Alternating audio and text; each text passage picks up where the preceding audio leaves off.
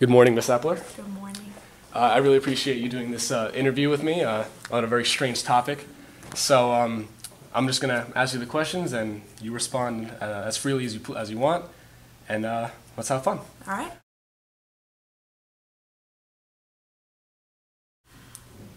Yes, I was reading through the articles, and there's a lot of problems of people just wanting to do it to get a new body instead of the actual goal of the surgery, was just to help people who have disorders that prevent them from having a working body.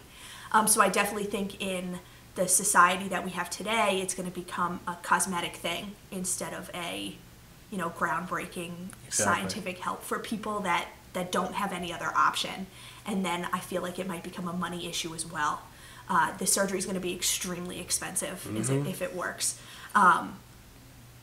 And it's going to be not only expensive, it's going to be dangerous. So you have to have the money to be able to save yourself. Exactly. So I think there's going to be the two issues of the monetary issue and the social issue of it becoming cosmetic surgery instead of helpful surgery.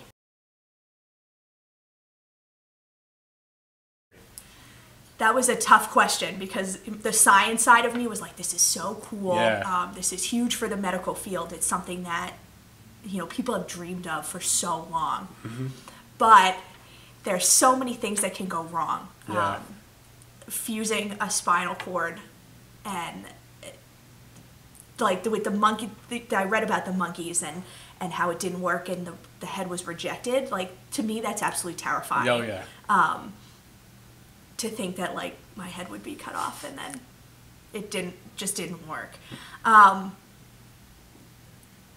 then it comes to the question of what defines what a human is. Is the human just in the brain? Is the soul just in the brain, or is it in the whole body? And it's like, God made us this way for a reason, so why are we taking such big steps to change that? And I think the science side of me is like, oh man, I hope it works. I hope this is great, But the ethical side is taking a step back and saying, like, this is not a good idea.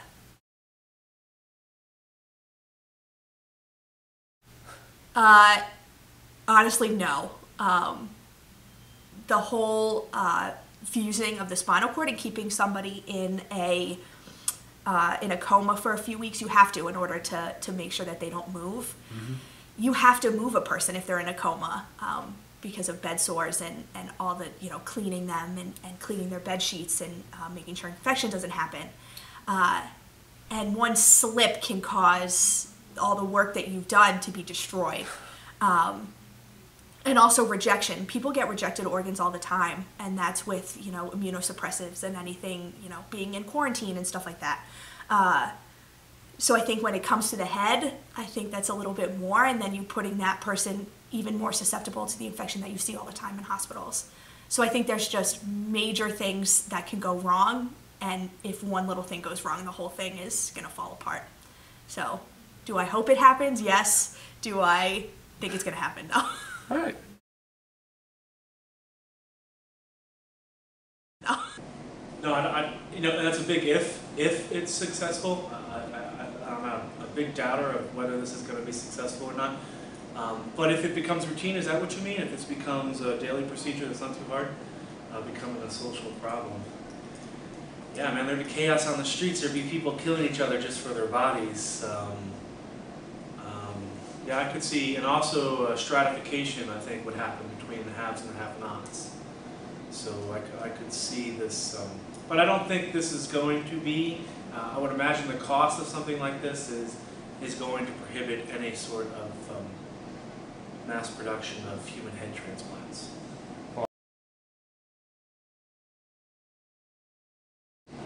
Sure, I believe humans have a right.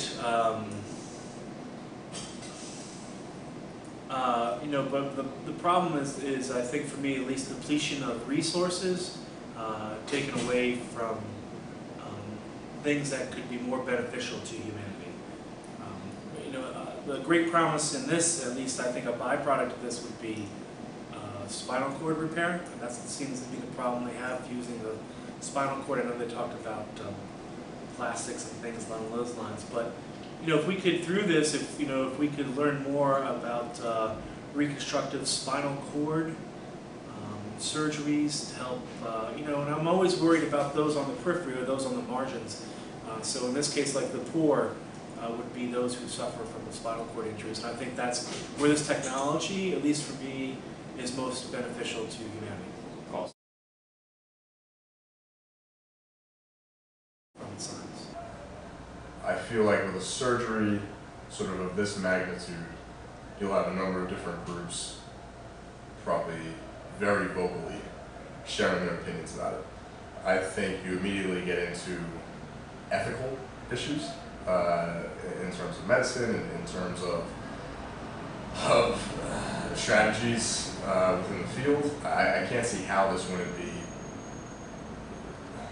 more or less an explosive issue. This is pretty much the gist of my first market period for the SciFi fantasy course, because we look at Frankenstein.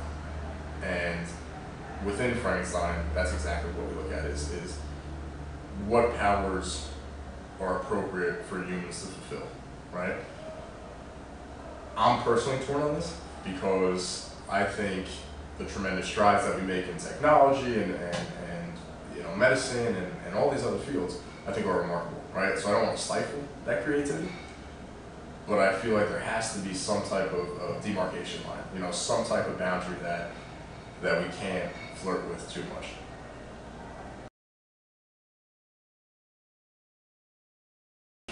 We spend really about 3 cycles on Frankenstein. It's only a 160-page novel, but we really sort of give it its due attention.